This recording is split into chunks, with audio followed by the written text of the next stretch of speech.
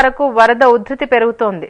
Thotapalli barrage లో భారీగా వరదను విచరడంతో 46,535 క్యూసెక్కుల నీటిని అధికారులు దిగువకు విడుదల చేస్తున్నారు.